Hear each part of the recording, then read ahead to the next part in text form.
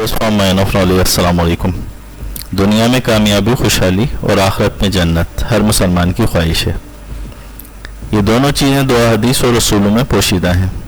ये दो अहदीस और रसूल अपना के ही सहाबा अलैहिम रिदवान ने मदीने की रियासत को एक अजीम शान सल्तनत में तब्दील कर दिया था। आप भी इन्हें अपना के दुनिया आखिरत में कामयाबी हासिल कर सकते हैं। पहला असूल इस हदीस में पोशीदा है। नबी करीम सल्लल्लाहु अलैहि वसल्लम ने फरमाया, तुम में से कोई उस वक्त तक मोमिन नहीं हो सकता जब तक वो अपने भाई के लिए भी वही पसंद ना करे जो अपने लिए पसंद करता है। दूसरा असूल इस हदीस में पोशीदा है। नबी करीम सल्लल्लाहु अलैहि वसल्लम ने फरमाया, बदगुमानी से बचते रहो क्योंकि बदगुमानी की बातें अक्सर झूठी होती हैं। लोगों को ऊब तलाश करने के पीछे ना पड़ो, आपस में हसद ना करो, किसी की पीठ पीछे बुराई ना करो, बोझ ना रखो, बल्कि सब अल्लाह के बंदों आपस में भाई भाई बन के रहो। यही दो असूल सहाबा अलैहिम रिदवान की मायूर अकूल कामयाबियों का रास्ते है, जिसने थोड़ी अरसे में अरब के मुंतशिर जगाड़ू कबीलों को भाई भाई और एक दूसरे का खैर ख्वाह बनाकर ऐसा मुत्तहिद किया कि उस वक्त की सुपर पावर्स कैसर व कसरा की बुनियादें लरज़ उठीं। इस बाब में सिर्फ एक वाक़या दो मुसलमान सहाबा अलैहिम रिदवान की कामयाबी का राज बयान करेगा, जो इन दो असूलों पर कारबंद होने की वजह से अरबपति बने और उनके इन्हीं औसाफ की वजह से कुरान में अल्लाह सुब्हानहू व तआला ने फरमाया था, अल्लाह उनसे राज़ी और वो अल्लाह से राज़ी। एक हज़रत अब्दुर्रहमान बिन औफ रज़ियल्लाहु तआला अन्हु, जिनको ज़िंदगी में ही जन्नत की बशारत मिली, और हज़रत साद बिन रबी दोनों के दरमियान हिजरत मदीना के बाद मवाक़ात यानी भाईचारे का रिश्ता कायम हुआ। हज़रत अब्दुर्रहमान बिन औफ सब कुछ छोड़ छाड़ के मक्के से मदीने हिजरत करके आए थे, वो कल्लाश थे। सैयदना साद बिन रबी ने दोनों असूलों के तहत जो ख़ुद के लिए पसंद था वही हज़रत अब्दुर्रहमान बिन औफ को ऑफ़र किया कि मेरे कई बागात हैं और ज़मीनें हैं, दो बीवियां भी हैं, मेरा आधा माल आपके हवाले और दोनों बीवियों में से जो चाहें पसंद फरमा लें, मैं उसे तलाक दे देता हूँ, वो आपके हवाले। यहाँ कोई तासुब, ना रंगो नस्ल का फ़र्क आड़े आया, ना कोई बदगुमानी, ना हसद, ना बोझ, सिर्फ मुसलमान भाई की खैर ख्वाही, वो भी इस हद तक कि एक कदम आगे बढ़ के जो ख़ुद को पसंद था वो भी हवाले करने पे आमादगी जाहिर कर दी कि दोनों में से जो भी पसंद हो ले जाएं, मैं तलाक दे दूंगा। यही दो असूल उनको मज़ीद दौलतमंद और कामयाब बनाते गए। दूसरी तरफ खड़े हज़रत अब्दुर्रहमान बिन औफ अगर हम जैसे मुसलमान होते तो फ़ौरन आफ़र कबूल कर लेते, मगर क्योंकि आप हज़रत अब्दुर्रहमान बिन औफ थे और उन्हीं असूलों पर कारबंद थे, यानी अपने मुसलमान भाई की खैर ख्वाही और उसके लिए वही पसंद करना जो ख़ुद के लिए पसंद हो, लिहाजा आपने शाइस्तगी के साथ फरमाया, अल्लाह सुब्हानहू व तआला आपके माल में बरकत फरमाए, मुझे तो बाज़ार का रास्ता बता दें जहाँ ख़रीद व फ़रोख्त होती है ताकि मैं तिजारत कर सकूं। फिर यही दो असूल हज़रत अब्दुर्रहमान बिन औफ रज़ियल्लाहु तआला अन्हु को अशरा मुबश्शिरा यानी जन्नत की बशारत वाले और बड़े अरबपति बनाते गए। सामीन इकराम, याद रखें, इंसानों से मोहब्बत करें क्योंकि वो रब सुब्हानहू व तआला की चहीती मखलूक और कुम्बा हैं। उनमें कितनी खामियाँ ही क्यों ना हो दरगुजर करें, यही मोहब्बत आपको मार्फत और कामयाबी अता करेगी। जैसा कि हज़रत शम्स तब्रेज़ रहमतुल्लाह अलैह इश्क़ के 40 असूलों में से एक असूल के तौर पे अलफ शफ़क़ के नावल में बयान फरमाते हैं। एक बुलंद व बरतर ज़ात और हर तरह के नुक्स से पाक खुदा से मोहब्बत करना बज़ाहिर तो आसान सी बात मालूम होती है, लेकिन इससे कहीं ज़्यादा मुश्किल बात यह है कि इंसान अपने इब्नाए जिन्स से मोहब्बत करे जिनमें हर तरह की कमज़ोरियाँ और ख़ामियाँ पाई जाती हैं। याद रखो कि इंसान उसी को जान सकता है जिससे वो मोहब्बत करने पे कादिर हो। मोहब्बत के बगैर कोई मार्फत नहीं होती। जब तक हम अल्लाह की तख्लीक से मोहब्बत करना नहीं सीखते तब तक हम इस काबिल नहीं हो सकते कि अल्लाह से हकीकी तौर पर मोहब्बत कर सकें और उसको जान पाएं।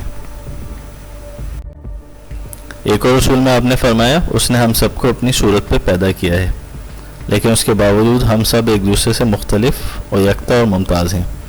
कोई भी दो इंसान एक जैसे नहीं, कोई भी दो दिल यकसा तौर पे नहीं धड़कते।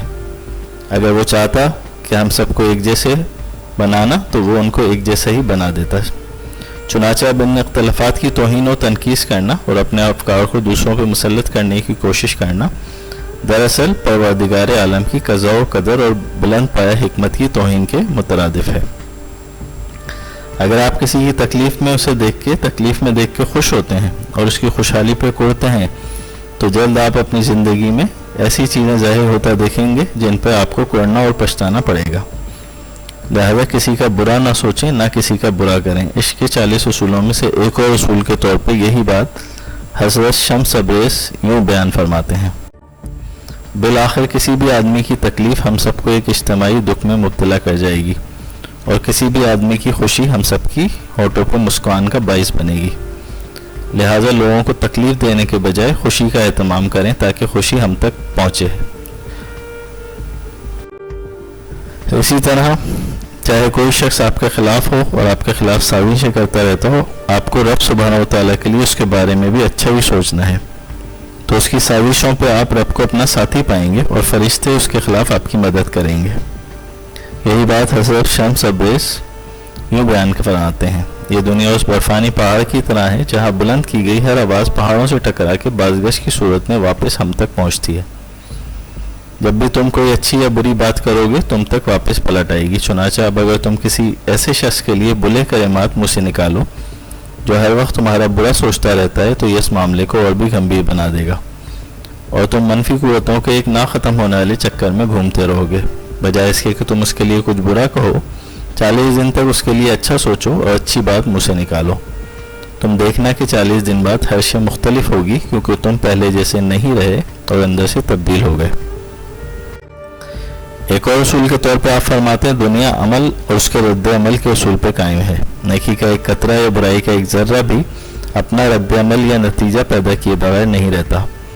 लोगों की साजिशों, धोखाधड़ियों और चालबाजियों का खौफ मत खाओ। अगर तुम्हारे लिए जाल कोई तैयार कर रहा है तो याद रखो अल्लाह भी खैरुल माकिरीन है और सबसे अच्छा मंसूबा साज है। एक पत्ता भी उसके इल्म और इजाज़त के बगैर नहीं हिलता। बस अल्लाह पे सादगी के साथ और पूरे यकीन के साथ यकीन रखो, वो जो कुछ भी करता है बहुत खूबसूरत तरीके से करता है। यही बात इंजील में मज़कूर है। तमाम चीज़ें जो आप चाहते हैं दूसरा आदमी आपके साथ करे, आप भी उसके साथ वही सलूक करें। ये इक़्तिबास बैरूनी और अंदरूनी मफ़ाहिम रखता है। अपने अंदर तहत शऊर ज़हन के नुक्ता नज़र से इसके अंदरूनी मानों में दिलचस्पी लेते हैं। जैसा आप चाहते हैं लोग आपके बारे में सोचें, आप भी उनके बारे में उसी तरह सोचें। जैसा आप चाहते हैं लोग आपके बारे में महसूस करें, आप भी उसी अंदाज में उनके बारे में महसूस करें। जैसा आप ख्वाहिश करते हैं कि लोग आपके साथ सलूक करें, आप भी उनके साथ इसी तरह पेश आएँ। मिसाल के तौर पर आप अपने दफ्तर में किसी एक के साथ नरम खुश अखलाक हैं, लेकिन जैसे ही उसकी पुष्ट मुड़ती है, वो जैसे ही आपके कमरे से बाहर जाता है, आपके जहन में उसकी तरफ से बहुत तनकीदी और मज़ाहमत पसंद सोचें गालिब आ जाती हैं। ऐसे मनफी ख्यालात आपके लिए बहुत तबाहकुन हैं। ये जहर खाने के मुतरादिफ हैं। आप दर हकीकत ज़हनी जहर ले रहे हैं जो आपकी हयात, जोश, ताकत, रहनुमाई और ख़ुद ख्वाही को चुराता है। ये मनफी ख्यालात और जज्बात आपके तातुश शऊर ज़हन में जज्ब हो जाते हैं और आपकी ज़िंदगी में रोनुमा होने वाली तमाम इकसान की डिप्रेशन और बीमारियों का सबब बनते हैं। मुसलमानों के उरूज के अमामिल में ये दो उसूल कारबंद हैं हमेशा से। जब से मुसलमान इस दो हदीसों से रूगर्दानी करते रहें, कामयाबी और उरूज के रास्ते से मुसलसल दूर होते जा रहे हैं। मगर जो मुसलमान इस हदीस पे अमल करेंगे वो दुनिया और आखिरत में कामयाबी, दौलत और उरूज हासिल कर लेंगे, क्योंकि ये हदीस एक आफाकी सच बन के दुनिया के सामने आ चुकी है। और ईसाई मुसन्निफा रोंडा बायर ने अपनी किताब दी पावर में इस अजीम कायनाती ताकत का बयान किया है, जिसे कानून कशिश या लॉ ऑफ अट्रैक्शन कहते हैं। इस कानून का लवाब यह है कि अगर आप किसी का बुरा या अच्छा सोचते हैं या अच्छा या बुरा बोलते हैं, उससे अच्छाई, हसद या नफ़रत की वजह से, तो उसको तो फ़र्क पड़े या ना पड़े, आप ज़रूर कानून कशिश के ज़रिए वही अच्छाई या बुराई को अपनी तरफ माइल कर लेंगे जो आपने सोचा या बोला है। किसी इंसान के बारे में बुरा सोचना ही बाद ना उसके नुकसान पर उकसाता है और फिर यह नौबत, गीबत, बहतान, लड़ाई झगड़ों और हत्या के कत्ल तक पहुंच जाती हैं। और यकीनन ये आज बहुत आम सी बातें हो चुकी हैं। हर इंसान एक दूसरे की गीबत, धोखाधड़ी और बदख्वाही में लगा नजर आता है आजकल।